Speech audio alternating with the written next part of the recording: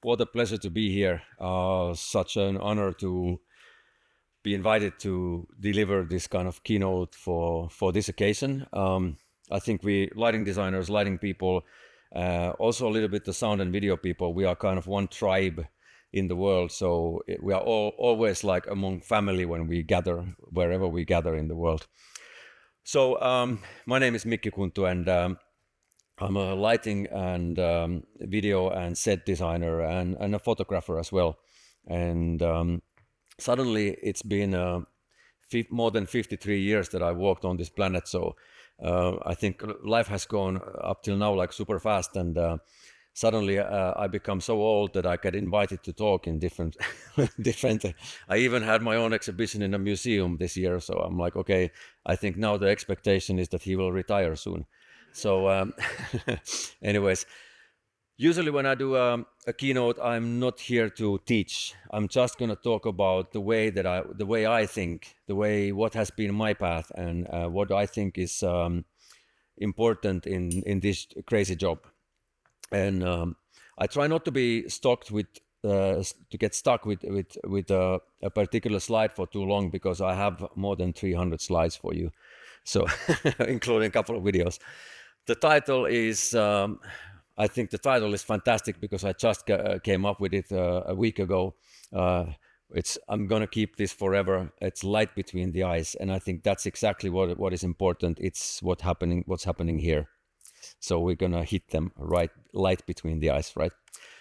My background is just like everyone. I started playing music and drifted to theater and fell in love with the theater, loved the ensemble, and then went to study a little bit, got introduced to contemporary dance, and pretty much the rest is history. I've done a lot of different things. I still do a lot of different genres. I've worked with concert and TV and classical ballet, public installations, fixed installations, opera, contemporary dance, everything. From Cirque du Soleil to Eurovision Song Contest to LA Philharmonic and Ice Hockey World Championships and all of that. What is usually the sort of like red line, the connecting element, is live performance. Whatever it's usually happening live. Even the TV productions that I've done, they're always like live music productions or live dancing productions. I also do other stuff than work. I'm an enthusiast in running, so I do ultra trail running, these crazy distances of more than 100 kilometers, and I love it. And it's kind of like I feel these days, especially when getting older, that everything boils in the same pot. So you are kind of mixing the soup of your life, and it's kind of what kind of ingredients you put in. If you put in too much salt and you can't add enough water, so you have to pour it out. So ultra trail running for me is kind of a meditation. It's a fantastic balance with this kind of bullshit of everyday life of entertainment. So it's a balancing factor as well for me. I love it. All through my career, photography has always been very important. Especially these days when we arrived to the times of Instagram and social media. We as designers, we have to be very careful about this, because we are flooded with similar images all around the world. This kind of leads us to a situation where all the productions are starting to look the same. Of course, the manufacturers love it because they sell more fixtures that get the most exposure in the social media, right? But I feel that if you want to have your own signature, you have to be very careful about like how much you get exposed to different kind of generic content. And I try to shy away from using like Googled mood boards and what is Pinterest and shit like that. And I usually try to start from sketching from nothing and go to like sort of like a tailor-made mood boards as soon as possible.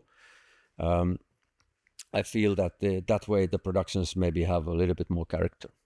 So I photographed my own project for over 30 years, and suddenly I realized that it's a pretty massive archive. So sometimes the photos are better than the original idea, and you keep them I keep them like as a memory and as a notebook, and I can use them later on in another production as a inspiration. And as I tend to say, without a good design, it's just another truck full of gear. So design is of high significance. My aim usually is to simplify, to magnify. This has to do a lot with video design. Video design can play with scale, so that's the power of video. Yeah. So, and the photos for me from different productions are the best of memories. I value photos more than videos, and sometimes they're also great reminders of what happened, and also great reminders of what should not happen again. Yeah. I've done my own photo exhibition that's been around like a couple of years now, and it's mostly, I think what's unique about this is that it's my designs. It's like usually even the set design, video design, lighting design is all mine, and it's my photos. So this kind of combination I have not seen anywhere else. So I started to realize myself that it's kind of unique, and I really want to concentrate or put some energy into this as well. And this is like one way of expressing myself, right? And as I said earlier, it's like some productions, a picture might be more perfect than the production actually was. So your initial design idea is kind of complete in the photo, not on stage always, which is also a creative process. So when I look at like these ones, mostly they are like pretty small productions. They are not large productions. There's only a couple of big productions, such as a Eurovision Song Contest and stuff like that. Thinking through pictures. This is a gig that I did like a couple of weeks ago in Helsinki at the Rock Club. 15 minutes of programming, understanding that punk rock is all about energy. It's all about the moment, busking the show. You don't have to care if it's tidy and stuff like that. So just do what is needed for this particular show. Sometimes this kind of thinking leads us to interesting places. Like I did a music video for a friend of mine from the band. We did it in one day. Really simply, a couple of lights and a white cloth, one video projector. Did a shoot with some shadows and stuff, and that turned out really nice. Then that again led me to develop this concept a little bit further with a guitar player doing a solo concert. I used one video projector and one light. I wanted to challenge myself in terms of like finding. I'm a little bit bothered about technology, so the concert productions as well, they tend to grow bigger and bigger and more complex. We have pixel mapping and LED screens and so many fixtures and stuff like that. So I wanted to go and see how small we can go. So the technology is very manageable, but we still would not compromise the artistic quality. And these are pictures from the show that we did with the guitar player. It's one video projector, 5 lights, and I went in the club 10 o'clock in the morning. Nothing in the console, nothing in the media server. Everything is created on during the one day, and the show time was 8 p.m. Then we were so happy about it with the club. So now this is going to be like a monthly club happening 4 times in the spring and 4 times in the fall in Helsinki. And some of the front row artists in Finland are very happy to join in. And I feel that there's a similar kind of a vibe going on, that the technology is sort of like getting out of hand. The productions are getting too big. So here we try to concentrate on the, let's say, like a musicianship, craftsmanship, so we can create something together. It does not need to be expensive and massive. It can be manageable in many ways. For me, light is all about connection. Light is a connection between the different designers, between the different arts, music, dance. Light can always be the connecting element there. Light is inspiration, habit, values. So when you see a masterpiece, it's a result of inspiration, of course. The inspiration itself, I think, is a result of habit, or something you repeat it long enough and to find a working pattern that then results in an inspiration, and that becomes a masterpiece. Habit, again, is the result of repeatedly practiced values. So let there be light. So what is interesting to think about is what is the backdrop of my creative life? What kind of things are at, what kind of energies and thoughts are and values are at play when you are creating? The big question has always been for me, like, what am I aiming at? Am I like moving towards my potential or not? So personal crisis, that's usually a good starting point. So you can think about it like that. So what makes me a designer? Well, understanding the theories, the technical fundamentals, and being able to use that knowledge in a creative way.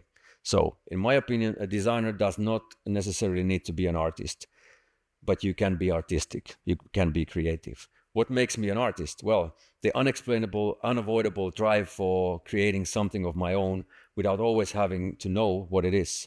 Not having problems with, but rather a desire of being lost and confused.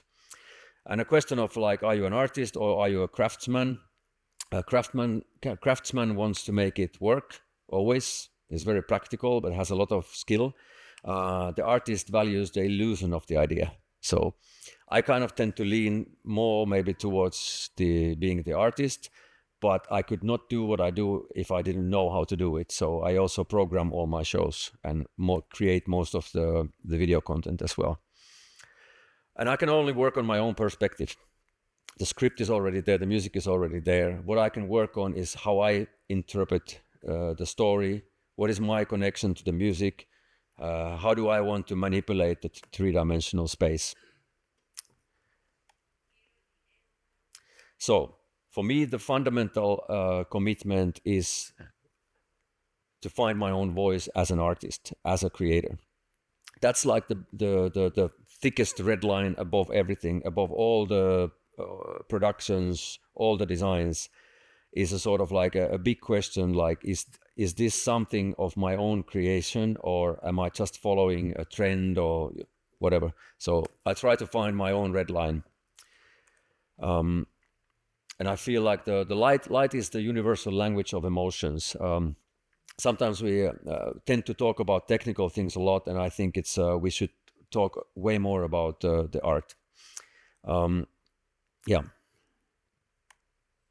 For me, light is the main building block in stage design, in all of the stage design. For me, I don't kind of separate lighting design, video design, and set design like this. I consider them as one picture, and it's really not even interesting that there are like different kind of design categories within that. What is interesting is the big picture. So sometimes it's good to go back to basics and look at like this is. I think this is a very good comparison between two productions. So on the top is Eurovision Song Contest from a few years back. It's over 1,000 fixtures, and on the bottom is my recent production that I did of Macbeth, using only 20 lights. So how you get that core message, your core idea through? I feel that the bottom picture of these ones is better. It's a better design than the top one. But of course, Eurovision Song Contest is fucking mind-blowing, right? But it's the approach is usually very, very technical. You know, more is more. Like this is a nice picture of, you know, right tools in the right place. This is the end of Rite of Spring, where the dancer jumps in the darkness. It's the last accents of the music, and as he jumps in complete darkness, I have an infrared camera so I can see him in the dark, and I hit him with strobes when exactly when he's at the highest point of the jump. And it's really this was like 20 years ago, so it was really magical because you could not count it. and his movement was always a little bit organic and random, and it's not very easy to jump in complete dark. And then when you are up there, you are hit with strobes. Then I'm going to talk a little bit about Sibelius production that I did in the Royal Danish Ballet earlier this year. What was interesting about this production was when I got on stage in Copenhagen at the Royal, there was no choreography. The choreographer was in the studio starting to work with the dancers and find the steps and all that. So all I had was one picture of the costumes and the music. So I decided to dig into Sibelius. So what was Sibelius doing when he was working on this piece? It's a very dark piece. I think it's the best Sibelius that I've heard because it's so deep and so sad. So I went on stage and I had the stage for myself for doing the visuals for 2 days. And I started by creating 2 gradient circles in After Effects. In the end of day 1, the 2 gradient circles had become this that you see on the left side. And on the right side, I have 2 images that sketches that I did years earlier, and now they found a home in this production. The end of day 1, the backgrounds, the projections started to look like that. And the end of day 2, I had a complete piece, but no choreography. So the choreographer had marked on the music, like this is solo, starts here, ends here, there's trio, la la la la la. So I knew the sections of the piece. So I just, we've worked before a number of times, and I have a lot of experience doing lights for ballet. So I kind of like did this blindfolded. And then I went back to Finland and I had to do some remote corrections over video. And then I had a one session with 2-hour session for programming, and there we were. I think it turned out to be a really fantastic and simple piece that's really connected with the choreography and the music. So it doesn't always have to be, I think we also overcomplicate things a lot of times. There's some notes that I take, like if it's a production that might come back later on, so you have to keep your show file. But these days it's not enough to have the show file. You have to know which firmware version it was, which software version it was, which personality file was used, and all that. So it's especially with media servers, it's a beast. So I tend to take like screenshots, so where I can see exactly what each layer was doing. This production only used like a little bit more than 30 lights, so it was not a big one. At the same time, I was working with Macbeth, where I've realized one of my long-time dreams, I could finally make bending light. So that was beautiful. And there was a couple of themes. I wanted to work with floor projection, but then not having the white floor there from the beginning. So we did some testing with the floor projection, also used that as a light. So we did, I threw this idea to the choreographer, like maybe we could use the dance floor in a choreographic performative way. And I think it turned out like super cool. We did some tests with fabrics that we didn't use in this piece, but that's going to stay in the back pocket for future. And there's some testing with the projectors, or with the projection and lighting. And this also turned out like super cool. Like the video content here, what the projector is doing is literally one white bar.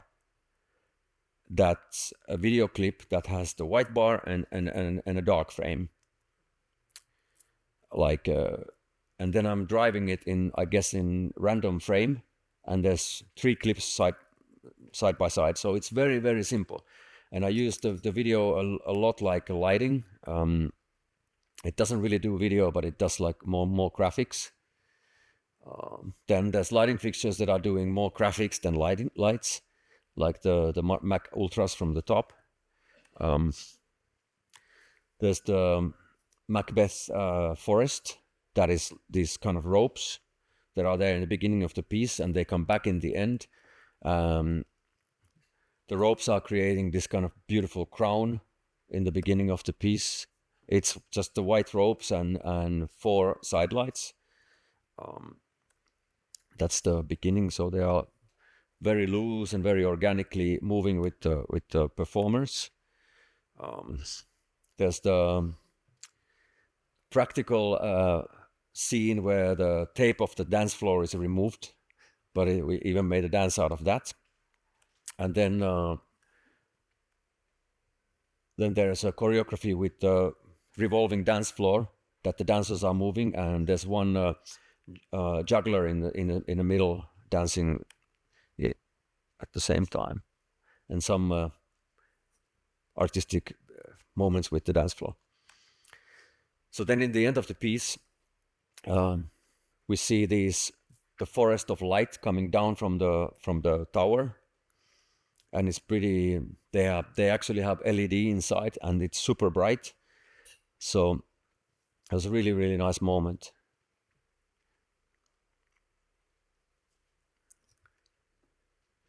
And there's a short trailer clip.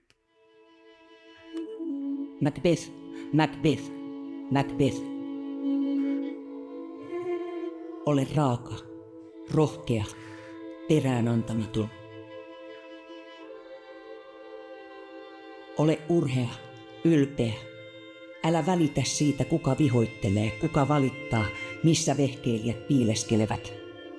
Macbeth ei kukistu ennen kuin Burnhamin mahtava metsä nousee Dunsinaneen korkealle kukkulalle hänen valtaansa. Yeah.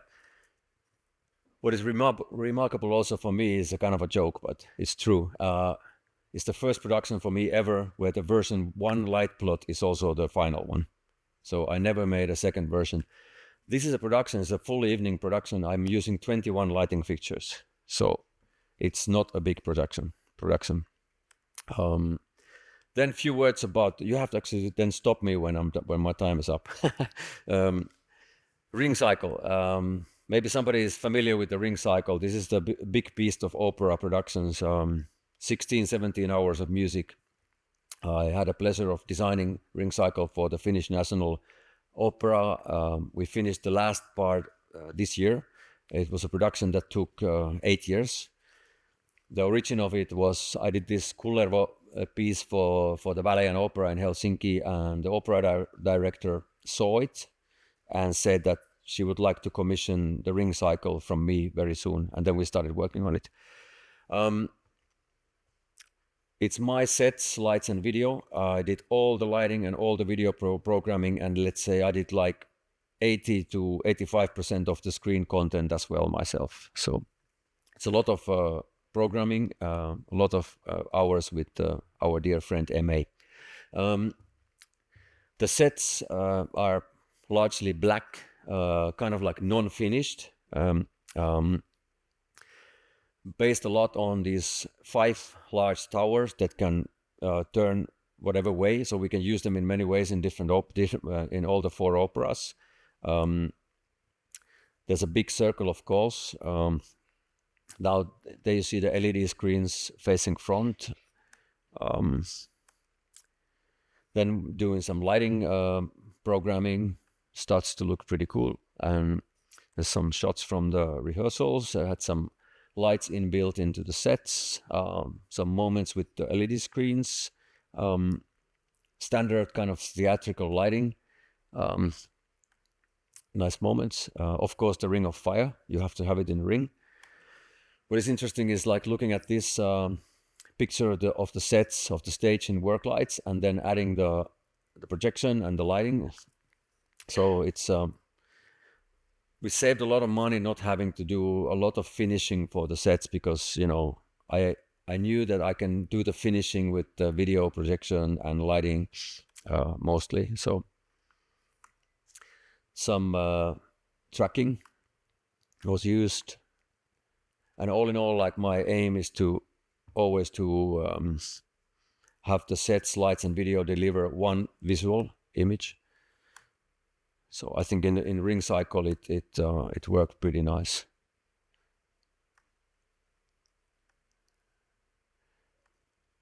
And I'm gonna show. Now we're getting to close to the end of the Ring cycle, so this is like starting to be the finale of the last opera, where the Ring of Fire breaks in pieces and flies away, and then the floor collapses to the cellar, and the guards die and stuff like that. And this is a nice piece of set. It's like beginning of the last opera, where the three Norns are weaving the rope of destiny. So I wanted to use some lasers there and do some projections. So we made the finishing of the set so it's very friendly to projection. Even the costume designer agreed to do some transparent, translucent costumes. And we did some testing on the stage. And this is the moment of the opening of the last opera. And I realized that this moment when the curtain opened is definitely one of the highlights of my whole career. It's like completely perfectly when things are coming together exactly the way that you are dreaming. So it was a nice set piece also, this. So there's a... Shit, I'll go back. Let's see if it starts. There should be a little bit of video in the... I wonder if it's playing.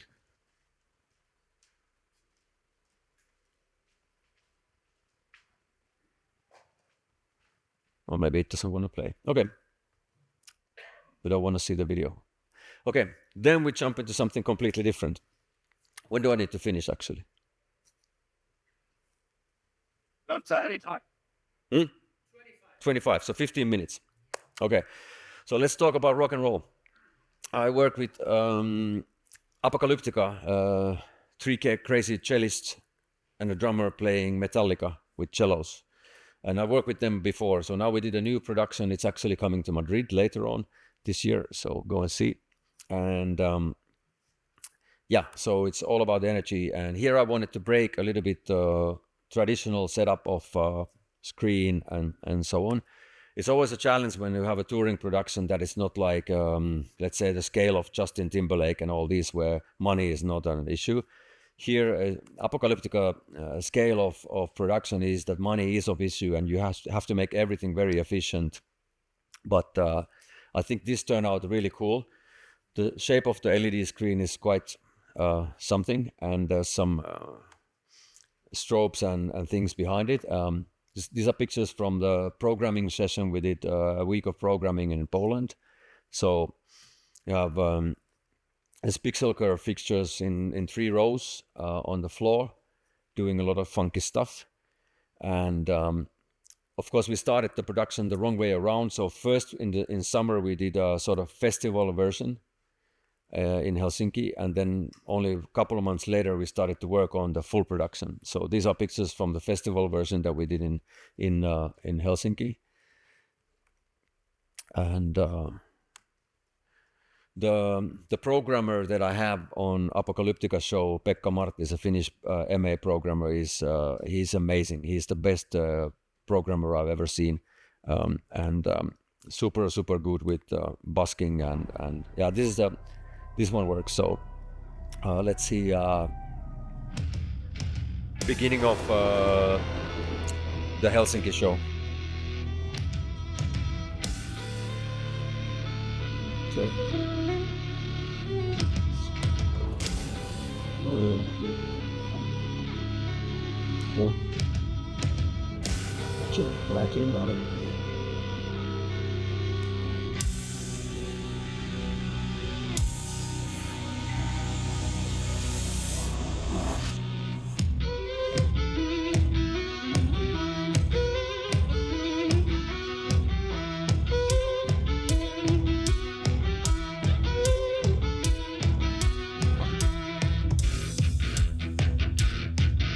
It's crazy, like how many people have their phones out. Like, what are they ever gonna do with these videos? I don't know.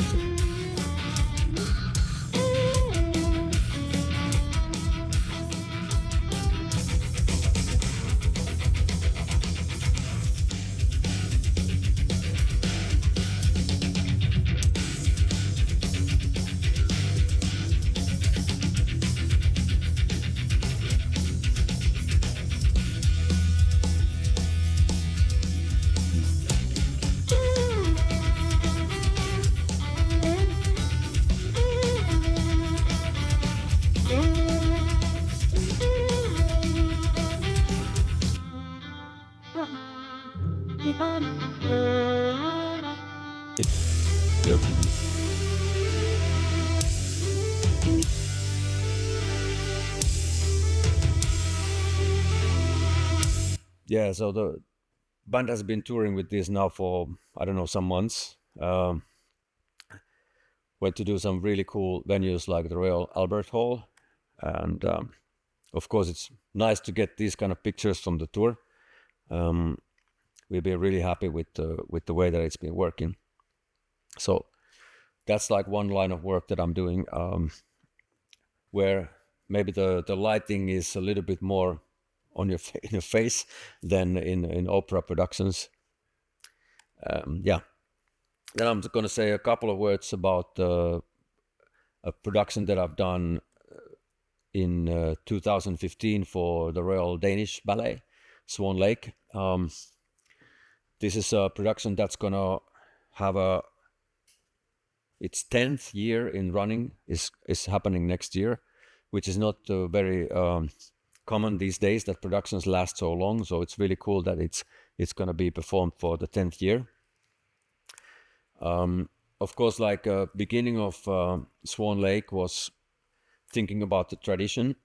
What is the image of Swan Lake, of the Ballet Russe and all these old productions that I get when I start thinking about Swan Lake. I on the other hand, then I delivered something completely different. I kind of thought like, if they ask me to design a Swan Lake, they don't really want to have a traditional version, right?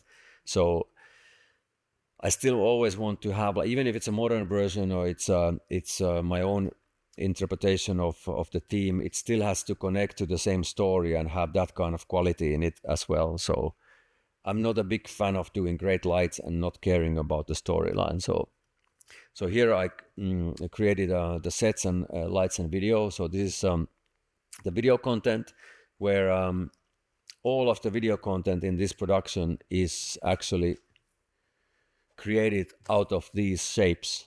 So it's just stolen the shape of the sets and made it into animations and made it into different looks in the projection. So that's a very, very nice marriage there. This from the first lighting rehearsal, first time to see like how the physical sets go together with the projection. So pretty nice. And front gauze projection, and quite nice. This is one of my favorite pictures of the whole production. And yeah. So I was of course like really nervous about this production when it opened, as I didn't really have a reference anywhere. I hadn't seen like a similar style being done anywhere else. So I was expecting people to hate it, of course, as you do as a creator. And but it turned out like as soon as I put out some photos of this, that I was contacted by everybody from all around the world. And I got, for example, Ralph Larman from Germany, the great photographer, came to photograph the production, and I got these beautiful photos from him. So here you see how the sets were moving on the stage. And this was the whole idea of the set. So no kind of set changes, but the set was animated through the piece and forming like different spaces. And as it's kind of see-through, it's kind of like larger than life gobo in a way. So lights were piercing through the shapes. Yeah. And then the result was that all the magazines, all the lighting magazines wrote about it, and I was kind of stunned about it. And still, when I go to different places in like some trade fairs and stuff, people still come to me and talk about Swan Lake, which is nice. So there was a lot of media coverage as well. I think that's it.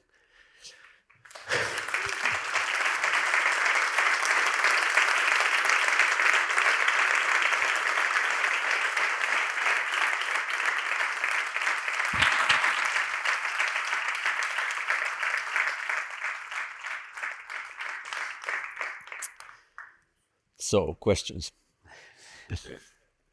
Yeah. Me. No, I don't. It's the same guy, right? Hi, Mickey. Yeah. having control of video, light design, and stage designer, it's funny and it's a good risk, no? But also can be very stressful, no? How can you do it? With a team or only in the dark? Or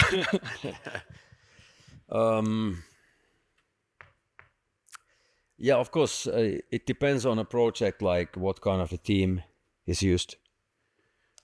I was very lucky, for example, with the Ring Cycle. I was lucky with the COVID, actually, because, like the second part of the Ring got cancelled. So that just before we hit the stage with the rehearsals, the whole thing got cancelled and we moved it, But I could use the 1 month on stage, 8 hours a day, just for me, the whole opera house. So I would go there in the morning and I have the big stage and the sets, and I would say, okay, let's move that tower 20 centimeters. And then we go and have coffee and come back, maybe move it back. No, not really, but I could work on so I had like literally front of house in the middle of the opera house. I had the console and I had my content studio and I had my other computer, and I could work there and then test the content. Okay. And so this is like once in a lifetime thing. Usually we don't have time. But then I kind of completed the opera, and a year later when we really got on stage with rehearsals and the performers and the orchestra, I changed everything, of course. But also the Ring Cycle was interesting in a way because it was a production that lasted for 8 years. So the main design choices were made like 7 years before with the last one opened. So 7 years is a long time for a designer. Like, you don't like your designs from 7 years ago, right? But you are stuck with that. So yeah, but as I said, like I like working with the whole thing. I don't think lighting, video, and sets are separate. I also like working with other set designers. I like working with other content designers. Sometimes the challenge is that if there's a video designer who doesn't really understand about light. And there's also a problem sometimes that if you have lighting people, they don't really understand about materials, and because it's a waste of time if you're trying to do the same thing with the sets, the same sort of effect with the video and the lighting and the sets, when it's enough to do it with lighting, or when it's enough to do it with sets, or you light the sets in a way that actually the idea that the set designer had is not actually properly that transmitted. So also in some ways, a lot of times I save time by doing it myself. I'm not the best programmer on MA. I'm not the best content creator of using like different softwares. But I think it kind of also helps that I kind of deep down I kind of hate the technology. So it kind of helps that I'm not kind of like, it's great to have so many fixtures. Come on, it's like I'm after the image. I'm after the moment. I'm after that 1 second glimpse during rehearsals when things click together in a way that you can't explain. This is why it's art. This is why AI will never take this job. This is like you can't even explain it yourself. So that's why it's art. If the things you can explain, you can engineer. This is stuff for engineers. So artistic work is not explainable always completely. Yeah. So in other words, I don't know what I'm doing.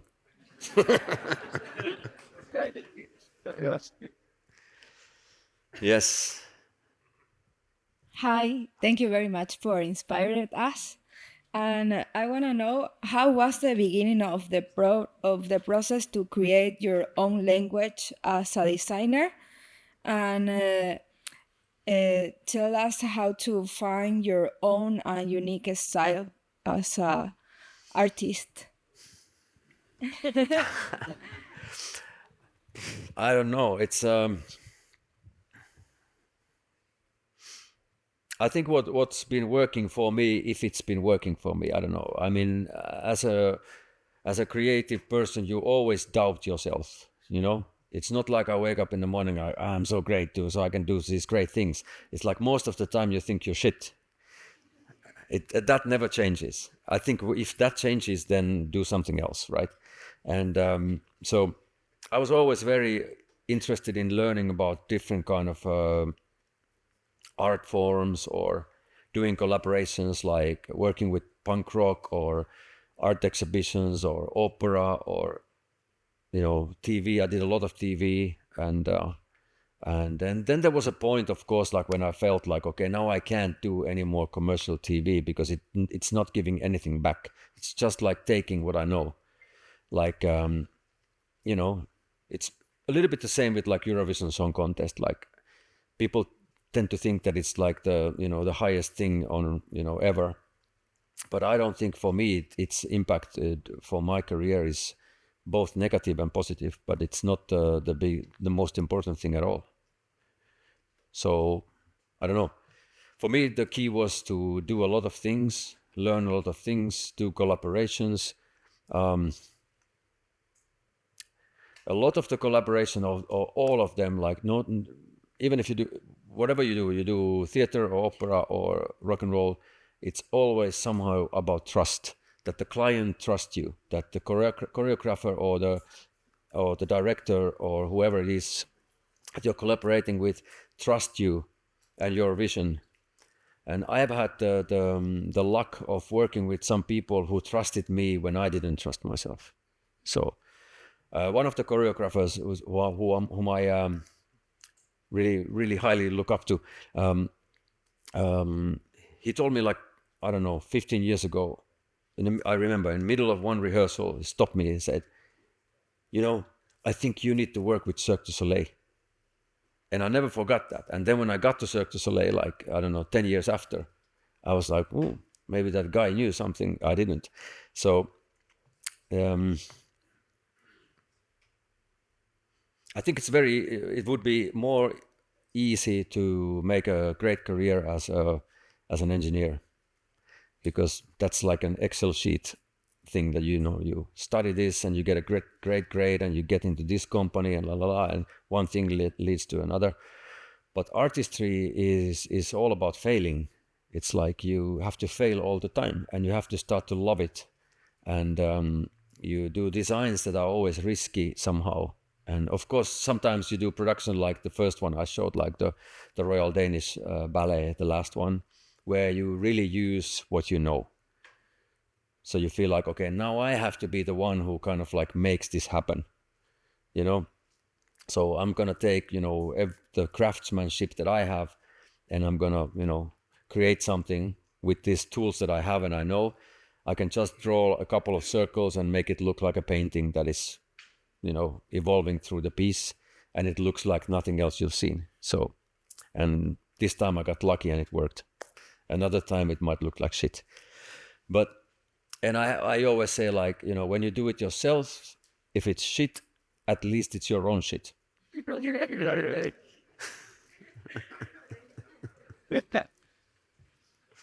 Miki, many thanks for your presentation and share your experience with us. Amazing presentation, amazing career. And I want to know if you prefer punk or swing lake. What? Punk rock or swing lake? What do you prefer? I still don't get it. Swan Lake. Swan Lake or punk? Sorry for my pronunciation. No, these punk rock gigs that we have done, we did a tour last year.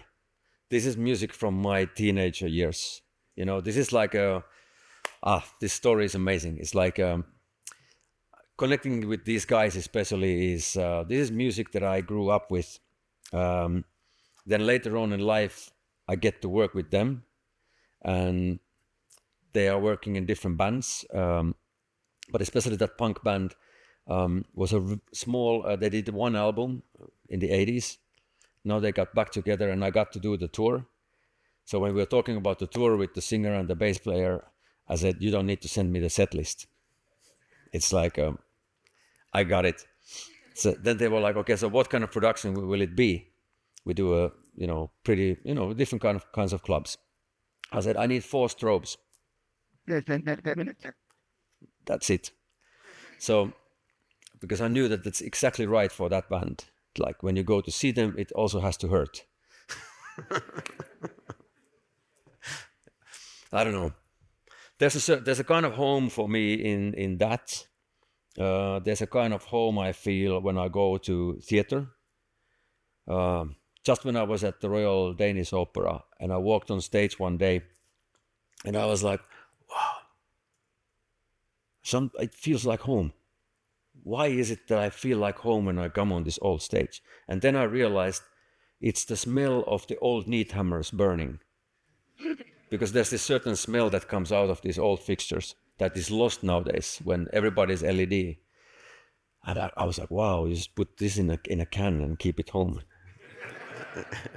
So, yeah, I feel at home in different places. Maybe the rap scene is not really for me. But... Cool. Thank you.